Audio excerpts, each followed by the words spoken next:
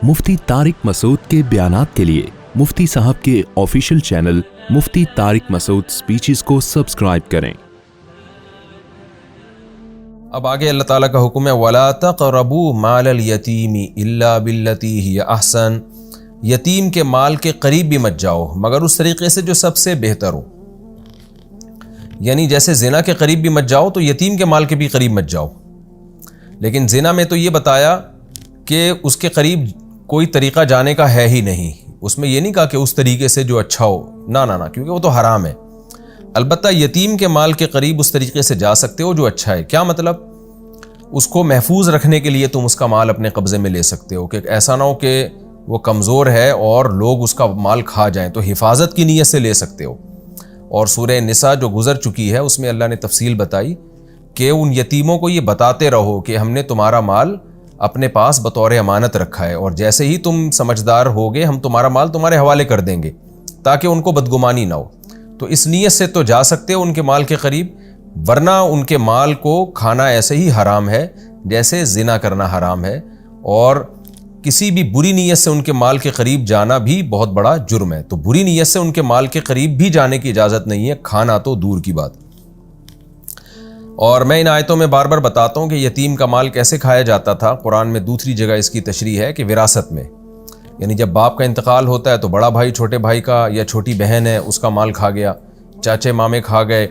जो आजकल हमारी सोसाइटी में होता है कि जो नाबालिग बच्चे हैं, माँ खा जाती है, बाज़ दफ़ा बेवा औरत होती है वो अपने छोटे यतीम बच्चों की विरासत खा जाती हैं। शादी ब्याह में उड़ा दी यतीम बच्चों का माल और मकान ख़रीद लिया अपने लिए। बाज़ दफ़ा तो ऐसा भी होता है कि शौहर की डेथ पर औरत शादी करती है और जो शौहर ने विरासत में माल छोड़ा है जिसमें औलाद का हक़ है, तो वो माल में फिर वो सौतेले बाप को रख लेती हैं। यानी शादी करके ना वो सौतेला मर्द वहाँ रह रहा होता है। ये बिल्कुल नाजायज़ है, हराम है, इसलिए कि वो विरासत का माल है। आपने अगर उस शख्स को रखना है जिससे आपका दोबारा निकाह हुआ तो आप उसके वारिसों के माल में नहीं रख सकते जो पहले जिसकी मैयत हुई है। तो ये सारी सोसाइटी में ख़राबियाँ हैं जिनको कुरान मना कर रहा है, इन सारी ख़राबियों से। तो ना माँ को इजाज़त है कि यतीम बच्चों का माल खाए, ना किसी और को इजाज़त है। हत्ता यबलुग अशुद्दा, यहाँ तक कि जब वो अपनी भरपूर जवानी को पहुँच जाएँ, जिसकी जो यानी मतलब ये कि बालिग होने के बाद समझदार भी हो जाएं। और समझदारी की जो इंतहाई उम्र है वो 25 साल है। 25 साल इंतहाई उम्र है। यानी ऐसा ना हो कि लड़का 25 साल का या लड़की 25 साल की हो गई फिर भी आप उसका माल उसके हवाले नहीं कर रहे कि बच्चे अभी ना समझ जाएँ। तो नहीं, क्योंकि फिर जुल्म का ख़तरा है। तो इसलिए लास्ट उम्र जो फ़ुक़हा ने बयान की है वो 25 ईयर्स है कि अगर बच्चे में समझदारी पैदा नहीं हुई है तो एंड जो है ना 25 साल तक है। 25 साल के बाद आप मज़ीद डिले नहीं कर सकते। वाउफू बिल आहद, और मुआहिदों को पूरा किया करो। इन्नल आहदा काना मसऊला, अहद के बारे में तुमसे सवाल किया जाएगा। एक सवाल तो दुनिया करती है या वो करता है जिससे तुमने एग्रीमेंट किया, और एक सवाल अल्लाह करेगा क़यामत के दिन कि तुमने एग्रीमेंट क्यों तोड़ा। वाउफुल कैला इदा किल तुम, और जब तुम कैल करो, नापो किसी चीज़ को तो पूरा पूरा नापा करो। कस्टमर के साथ धोखा मत किया करो। वज़िनु बिलक़िस्तासिल मुस्तक़ीम, और सीधे पैमाने के साथ तोला करो, वज़न किया करो किसी भी चीज़ का। यानी उस ज़माने में कैल और वज़न ही के ज़रिए चीज़ों को नापा जाता था। कैल मैं बार बार बता चुका हूँ, लीटर जैसे एक मखसूस बर्तन है ना, जैसे एक लीटर होता है, तो एक मखसूस बर्तन में जितनी चीज़ आ जाए, उस ज़माने में ये सा और मुद ये पैमाने थे। तो अल्लाह ताला फरमा रहे हैं कि लोगों के साथ, कस्टमर के साथ धोखा मत किया करो। जब भी कोई चीज़ नापो तोलो पूरी उसके इंसाफ के साथ उसको दिया करो। ज़ालिका खैरुन, ये बेहतर चीज़ है। व अहसनु तअवीला, तावील का लफ्ज़ भी मैं कई बार डिफ़ाइन कर चुका हूँ, एक्सप्लेन कर चुका हूँ। अंजाम के लिहाज से हम तावील कहते हैं ना कि जो लफ्ज़ है उसका जो माना है, हम गोया आप जब उसमें तावील करते हैं ना तो मतलब ये होता है कि उसका जो सही माना है उसको आप, उस मफहूम को आप बयान कर रहे हैं, तो उसका अंजाम बता रहे हैं कि इसका असल मतलब क्या है। तो माल भी अंजाम को कहते हैं। यहाँ तावील से मुराद अंजाम, कि जब आप मुआशरे में अदल करेंगे और कस्टमर को धोखा नहीं देंगे اور لوگوں کے ساتھ عدل و انصاف کریں گے تو اللہ فرماتے ہیں یہ بہتر ہے. بہتر ہے خیر اس میں تفضیل ہے نا. کیا مطلب؟ اس دھوکے سے بہتر ہے. وقتی طور پر تو دھوکہ دینے میں تمہیں پروفٹ زیادہ نظر آ رہا ہے، لیکن اللہ کہتے ہیں حقیقت میں ایسا نہیں ہے، یہ زیادہ بہتر ہے. بہتر کیوں ہے؟ احسن تأویلا، انجام کے اعتبار سے اچھا ہے. انجام میں کیا ہوگا؟ لوگوں کا تم پر اعتماد بحال ہوگا، لوگ تم سے ہی کاروبار کریں گے، پھر سوسائٹی میں ظلم ختم ہوگا، سوسائٹی ایک اچھے نہج پہ چلے گی. تو ہر لحاظ سے اس کی تو جتنی بھی تفصیل بیان کی جائے کم ہے کہ انصاف کے سوسائٹی میں، معاشرے میں بالآخر اچھے ہی اثرات ظاہر ہوتے ہیں. وَلَا تَخْفُ مَا لَيْسَ لَكَ بِهِ عِلْم. دیکھیں کیسی زبردست آیات ہیں. اللہ اپنے بھی حقوق بیان کر رہا ہے، والدین کے بھی، رشتہ داروں کے بھی، غریبوں کے بھی، مسکینوں کے بھی، اور جو سوسائٹی کے حقوق ہیں وہ بھی بیان کر رہا ہے. اسلام ایک جامع مذہب اسی وجہ سے. تو سوسائٹی میں انصاف ہونا چاہیے. اس کے لیے سوسائٹی کو صحیح نہج پہ چلانے کے لیے یہ بھی ضروری ہے کہ پروپیگنڈوں پہ یقین نہ کیا جائے، جھوٹی خبریں نہ پھیلائی جائیں. وہ خبریں جن کی آپ کو تحقیق نہیں ہے ان کو فالو نہ کریں. تبھی قرآن کہتا ہے وَلَا تَقْفُ مَا لَيْسَ لَكَ بِهِ عِلْم. اس چیز کو فالو مت کرو جس کا تمہیں علم نہیں ہے، یعنی جس کے صحیح ہونے کی تمہارے پاس دلیل نہیں ہے. اس میں تمام باطل چیزیں جن کی ہمارے پاس کوئی مستند دلیل نہیں ہوتی اور ہم اس کو فالو کر رہے ہوتے ہیں. توہم پرستی اس میں آ گئی، تمام باطل مذہب اس میں آ گئے، بغیر دلیل کے دعوے اس میں آ گئے، اور اس میں بغیر تحقیق کے خبروں کو نشر کرنا بھی آ گیا. آپ نے کہیں خبر سنی، آپ کو نہیں پتہ ہے کہ یہ صحیح بھی ہے یا نہیں ہے، تو آپ نے فوراً وہ خبر آگے پھیلا دی. تو اس کا مطلب آپ ایک ایسی چیز کے درپے ہو گئے، ایسی چیز کے پیچھے چل پڑے جس کی خود آپ کو تحقیق نہیں ہے. تو یہ بھی بہت خطرناک عمل ہے. کیوں اللہ نے اس میں ڈرایا کس طرح سے؟ ان السمع والبصر والفؤاد کل اولئک کان عنہ مسئولا. اس لیے کہ جو کچھ تم سن رہے ہو، جو کچھ تم دیکھ رہے ہو، اور جو کچھ تمہارے دل میں خیالات گزر رہے ہیں. کیا مطلب؟ خیالات سے وسوسے مراد نہیں ہے، یعنی جو تم کچھ سننے کے بعد نظریہ بناتے ہو دل کے اندر، تو یہ تمام چیزوں کے بارے میں تم سے سوال ہوگا. غلط سنا، غلط دیکھا، اور پھر اس بیس پر تم نے دل میں ایک غلط عقیدہ فرض کر لیا یا غلط نظریہ تم نے دل میں بٹھا لیا، تو اللہ تم سے سوال پوچھے گا کہ تمہارا اس بارے میں یہ کانسیپٹ کیوں تھا. تم دلیل میں کہو گے کہ میں نے فلاں سے سنا تھا، فلاں سے سنا تھا، تو اللہ کہے گا اس کی دلیل کیا تھی تمہارے پاس؟ آج آپ دیکھیں نا، صبح و شام جو سیاسی تبصرے ہو رہے ہوتے ہیں، سیاسی لیڈر اور ان کے کارکنان ایک دوسرے پر جو تہمتیں لگا رہے ہوتے ہیں، اپنے سیاسی لیڈر کو ایسا سمجھتے ہیں جیسے یہ امام مہدی ہے کہ اس کے خلاف کسی نے ایک حرف بھی بول دیا تو اس کی عزت کا جنازہ نکال دیتے ہیں. اور جو اپوزیشن پہ جو جتنا مرضی کوئی جھوٹے الزامات بھی لگاتا رہے نا، اس کی واہ واہ ہوتی رہتی ہے. اداروں کو بدنام کیا جاتا ہے، ملکی اداروں کو بدنام کیا جاتا ہے، ملک شخصیات کو بدنام کیا جاتا ہے، سیاستدانوں پہ کیچڑ اچھالے جاتے ہیں.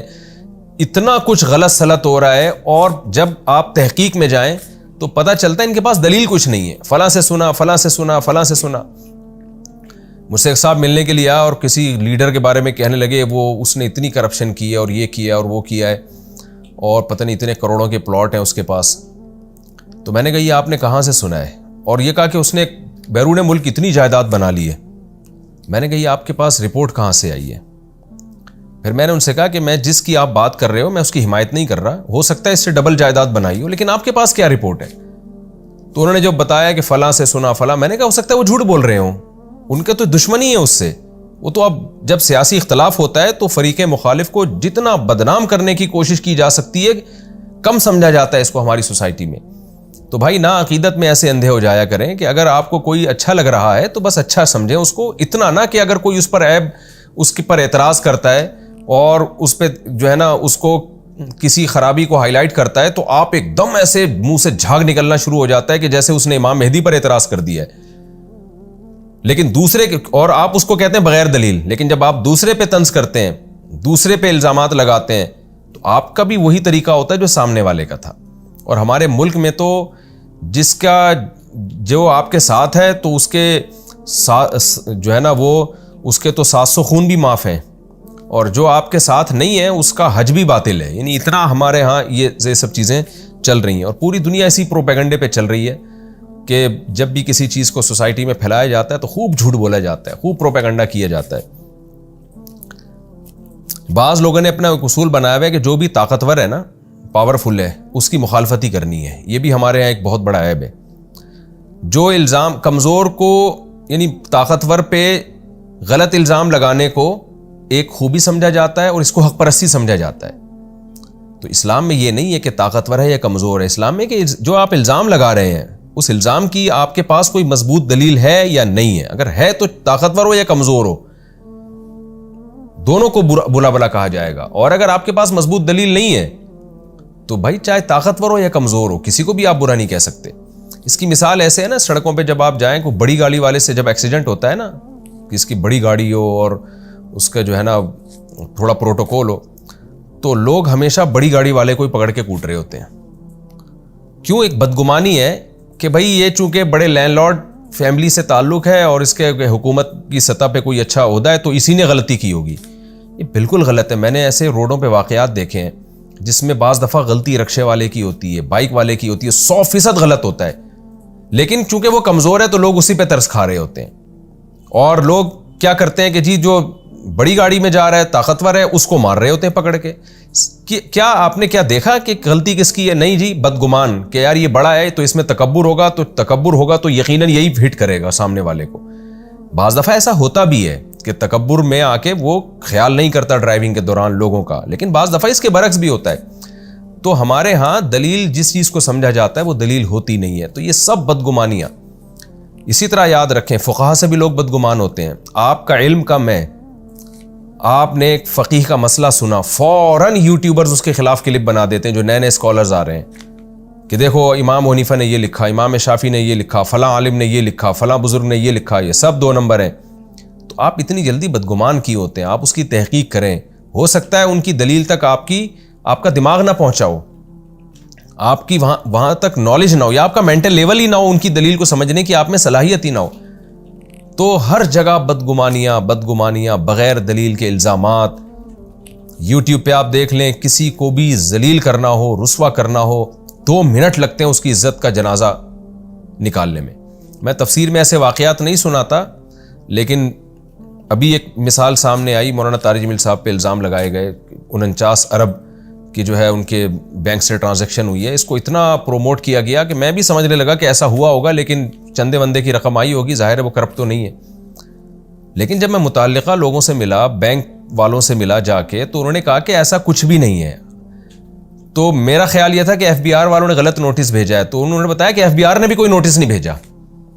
آپ دیکھیں، کچھ بھی جب صحیح ذرائع سے آپ تحقیق کرتے ہیں نا تو کچھ بھی نہیں نکلتا، لیکن پروپیگنڈا ایسے ہو جاتا ہے.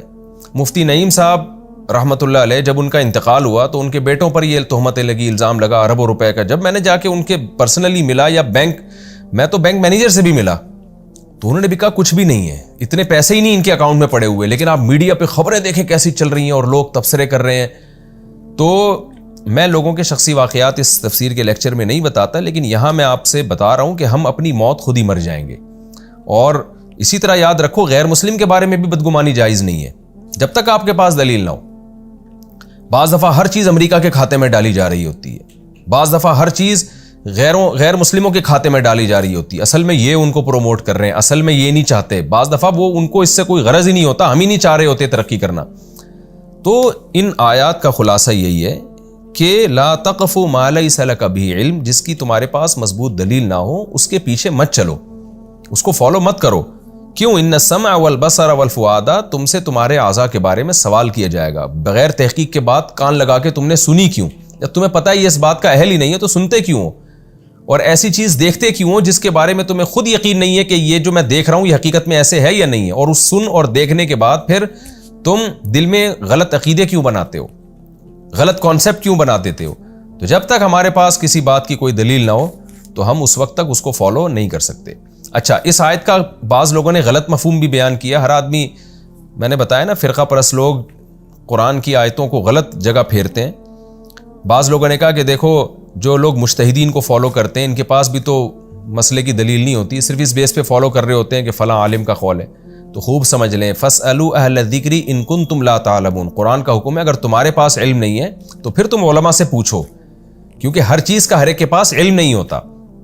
تو ایسی صورت میں دلیل عالم، ایک عامی آدمی کے لیے عالم کا قول ہی دلیل ہوگا. جیسے آپ نے میڈیکل سائنس کا علم حاصل نہیں کیا تو ڈاکٹر سے آپ پوچھیں گے، تو یہ چیز اندھی تقلید نہیں کہلائے گی. یہ تو قرآن کا حکم ہے کہ جس چیز کا علم نہیں ہے تو اہل علم سے پوچھو. میڈیکل سائنس کا علم نہیں ہے تو ڈاکٹر جو کہے گا اس کو ماننا پڑے گا. تو یہ اس میں داخل نہیں ہے کہ لا تقف ما لیس لک بہ علم، بلکہ یہ اس میں داخل ہے کہ تمہارے پاس علم ہے. علم کیا ہے کہ عقل بھی یہ کہتی ہے، علم بھی یہ کہتا ہے کہ جو جس فیلڈ کا ماہر ہوتا ہے اس کو فالو کیا جاتا ہے. تو اس میں فقہا کو فالو کرنا یہ اس آیت کے تحت داخل ہے. یہ بغیر دلیل کے کسی کو فالو کرنا نہیں ہے، بلکہ جس کے عالم اور مجتہد ہونے پر دلیل قائم ہو چکی ہے، اور وہ دلیل ہے اجماع امت. جیسے امام بخاری نے کہہ دیا کہ یہ تمام احادیث میں صحیح لے کر آیا ہوں، تو امت نے مان لیا. کیوں؟ ہمارے پاس امام بخاری کے برحق ہونے کی دلیل ہے. وہ دلیل کیا ہے کہ اجماع ہے، کہ پوری امت نے ان کو مانا ہے، ان کے محدث ہونے کو تسلیم کیا، علم حدیث میں ان کے کمال کو تسلیم کیا. تو ایسے ہی مجتہدین کے اجتہادی صلاحیتیں اور ان کے کامل علم کو پوری امت نے مانا ہے. تو اب اگر کوئی ان کو فالو کرتا ہے تو دلیل ہی کو فالو کرنا کہلائے گا. مصنف ابن ابی شیبہ اور مصنف عبدالرزاق اور دیگر حدیث کی کتابوں میں صحابہ کرام تابعین کے بہت کثرت سے ایسے فتوے موجود ہیں جن میں ان سے فتویٰ لیا گیا، انہوں نے دلیل نہیں دی بلکہ بس فتویٰ دے دیا کہ یہ جائز ہے، یہ ناجائز ہے. تو ظاہر ہے اس کو ہم اندھی تقلید نہیں کہہ سکتے. وجہ اس کی ہے کہ صحابی رسول کی بات پر عمل کر رہے ہیں نا ایک شخص، اور صحابی بھی وہ جو نبی کے پاس انہوں نے اتنا ٹائم گزارا ہو. تو ایسے بہت سارے فتوے ہمیں ملتے ہیں حدیث کی کتابوں میں کہ ایک تابعی آئے اور صحابی رسول سے مسئلہ معلوم کیا، انہوں نے جواب دے دیا. تو اب اس کو ہم یہ نہیں کہیں گے وہ بغیر دلیل کے کسی بات کو مان رہے ہیں. بھائی بغیر دلیل کے نہیں مان رہے، ایک ایسے شخص کی بات کو مان رہے ہیں جس کا برحق ہونا دلیل سے ثابت ہے. تو ایسے کی بات کو ماننا دلیل ہی کو فالو کرنا کہلاتا ہے. جیسے کہ حدیث میں آتا ہے انما شفاء العی السؤال، عاجز کی جو شفا ہے نا وہ سوال میں ہے. جو علم سے، جس کے بعد خود علم نہیں ہے تو وہ سوال کرے گا، تو جو اسے جواب ملے وہی اس کو اسی میں شفا ملے گی. البتہ یہ ضرور ہے کہ وہ علماء جن کے پاس علم تو ہے مگر قرائن سے یا دلائل سے پتہ چل جائے کہ یہ اہل باطل کو فالو کرتے ہیں یا یہ خواہشات نفسانیہ کو فالو کرتے ہیں، مسائل بتانے میں اللہ کے خوف سے کام نہیں لیتے، امت کو گمراہ کرتے ہیں، پھر ایسے علماء کو فالو کرنا اس آیت کی روشنی میں حرام ہوگا. جیسے آپ کو پتہ چل جائے کوئی ڈاکٹر 2 نمبر ہے، تو کتنا ہی بڑا ڈاکٹر ہو آپ اس سے علاج نہیں کرائیں گے. تو عالم بھی ہو، باعمل بھی ہو. باعمل کا مطلب اس میں اللہ کا اتنا خوف ہو کہ وہ لوگوں کو میں غلط بیانی سے کام نہ لیتا ہو. آگے اللہ تعالیٰ کا ارشاد ہے وَلَا تَمْشِ فِي الْأَرْضِ مَرَحًا، اور زمین میں اترا کے مت چلو، تکبر کے ساتھ مت چلو. إِنَّكَ لَن تَخْرِقَ الْأَرْضَ، تو یعنی انکا کا مطلب مخاطب، ہر وہ شخص جو قرآن کی تلاوت کر رہا ہے یا قرآن کا درس سن رہا ہے، اللہ اس کو خطاب کر رہے ہیں کہ تو زمین کو پھاڑ نہیں سکتا، یعنی اپنی پاؤں کی طاقت سے. جب انسان تکبر سے چلتا ہے نا تو 2 چیزیں ہوتی ہیں، ایک چال بہت زور سے زمین پہ رکھتا ہے اور ایک سینہ بہت اوپر کی طرف اکڑ آتا ہے. تو اللہ کہہ رہے ہیں بھائی تو کتنا اونچا ہو جائے گا، تو پہاڑوں کی بلندی کو تو نہیں کراس کر سکتا نا، اتنا اونچا تو ہو نہیں سکتا تو، اور نہ تیرے پاؤں میں اتنا دم ہے کہ تو زمین کے سینے کو پھاڑ دے. یہ ایک جیسے ہم کسی کو سمجھا رہے ہوتے ہیں نا کہ تو جو ہے تیری حیثیت کیا ہے، تیری اوقات کیا ہے. صبح و شام ہم محاوروں میں اس طرح کے جملے استعمال کرتے ہیں نا کہ تو کیا کر سکتا ہے. جیسے قرآن مشرکین کے بارے میں کہتا ہے کہ تم جن بتوں کو پوجتے ہو ایک مکھی تک تو بنا نہیں سکتے وہ. تو یعنی اللہ فرماتے ہیں تمہارے پاؤں میں اتنا زور نہیں ہے کہ ایک نرم زمین کو تم پھاڑ ڈالو، اور نہ تم اتنے اونچے ہو سکتے ہو کہ پہاڑوں کی بلندیوں کو کراس کر جاؤ. تم سے بلند اللہ نے پہاڑ پیدا کیے، تمہارے پاؤں میں جتنی طاقت ہے اس سے زیادہ سخت اللہ نے زمین کو پیدا کیا. تو یہ ایک سمجھانے کے لیے کہ انسان پہ تکبر زیب نہیں کرتا. اگر آپ پاورفل ہیں تو آپ سے بھی زیادہ طاقتور چیزیں اس دنیا میں موجود ہیں. کل ذالک کان سیئہ، اب جو پچھلے رکوع سے اللہ نے مضمون شروع کیا تھا نا کہ اللہ نے کہا ہے کہ تم اللہ کے سوا کسی کی عبادت نہ کرو، والدین کی اطاعت کرو، یعنی وہ تمام کوششیں جو آخرت کے طلبگار کرتے ہیں ان تمام کوششوں کا اللہ نے تفصیل سے بیان کیا.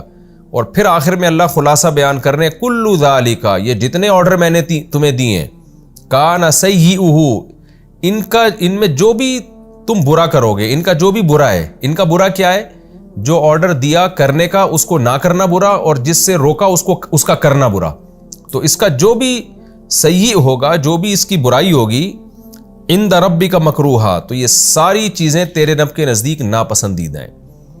یعنی شرک کرنا بھی ناپسندیدہ، اللہ کی عبادت نہ کرنا بھی ناپسندیدہ، والدین کے ساتھ اچھا سلوک نہ کرنا بھی ناپسندیدہ، رشتہ داروں کو نہ دینا بھی ناپسندیدہ، یتیم اور مسکینوں کا خیال نہ کرنا بھی ناپسندیدہ، اور یتیم کا مال کھانا، قتل نفس، یہ تمام چیزیں، ناپ تول میں کمی کرنا، یہ تمام کام، اور پروپیگنڈے سے متاثر ہونا، بغیر دلیل کے خبروں کو پھیلانا اور بغیر دلیل کے چیزوں کو فالو کرنا، یہ تمام کے تمام کام، زنا کے قریب جانا، یہ تمام کے تمام کام وہ ہیں جو تیرے رب کے نزدیک ناپسندیدہ ہیں۔